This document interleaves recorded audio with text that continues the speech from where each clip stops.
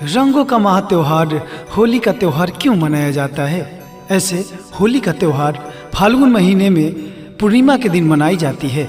इसमें ढोल, डंप, झाल, मजीरे के साथ साथ एक दूसरे पर रंग और पानी फेंकते हैं। यह त्योहार एक भाईचारे का त्योहार भी कहा जाता है। पौराणिक कथाओं के अनुसार होली बुराई पर अच्छाई की जीत का प्रतीक है। ऐसे पौराणिक कथा के अनुसार होली का त्योहार भक्त प्रहलाद और हिरण्यकश्यप की कहानी से जुड़ी हुई है। तो दोस्तों, कहानी टीवी में आपका स्वागत है और एक से बढ़कर एक कहानियाँ सुनने के लिए आप हमारे चैनल कहानी टीवी को सब्सक्राइब जरूर कर देंगे। आइए सुनते हैं होली की एक पौराणिक कथा। हिरण्यकश्यप प्राचीन भारत का एक राजा था जो कि राक्षस की तरह था।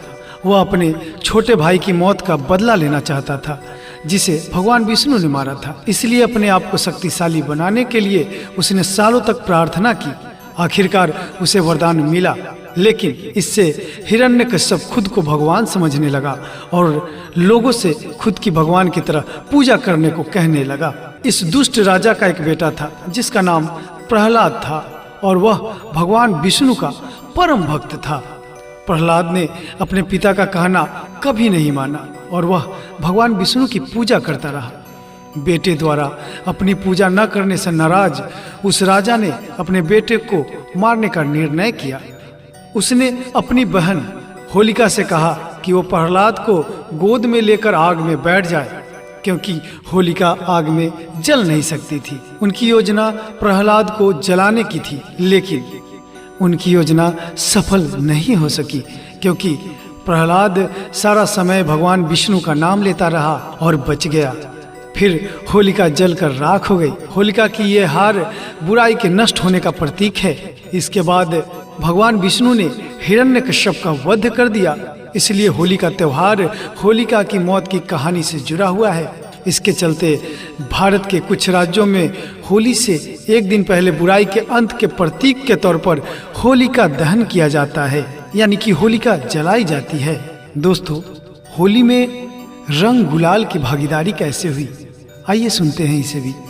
यह कहानी भगवान विष्णु के अवतार भगवान श्री कृष्ण के समय तक जाती है। माना जाता है कि भगवान कृष्ण रंगों से होली मनाते थे, इसलिए होली का त्योहार रंगों के रूप में लोकप्रिय हुआ। वे वृंदावन और गोकुल में अपने साथियों के साथ होली मनाते थे।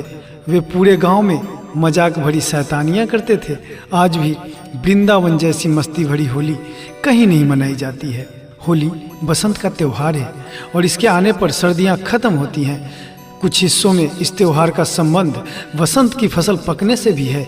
किसान अच्छी फसल पैदा होने की खुशी में होली मनाते हैं। होली को बसंत महोत्सव या काम महोत्सव भी कहते हैं। होली प्राचीन हिंदू त्योहारों में से एक है और यह ईसा मसीह के जन्म के कई सदियों पहले से मनाया जा रहा है। प्राचीन भारत के मंदिरों की दीवारों पर भी होली की मूर्तियां बनी हुई है। ऐसा ही 16वीं सदी का एक मंदिर विजयनगर की राजधानी हम्पी में भी है। इस मंदिर में होली के कई दृश्य हैं जिसमें राजकुमार राजकुमारी अपने दासों सहित एक दूसरे पर रंग लगा रहे हैं। तो दोस्तों, आप जान चुके होंगे कि होली का त्योहार क्यों मनाया जाता है। होली रंगों का एक महापर्व है और होली रंगों का महापर्व है और बुराई पर अच्छाई की जीत के साथ साथ भाईचारे का भी प्रतीक है।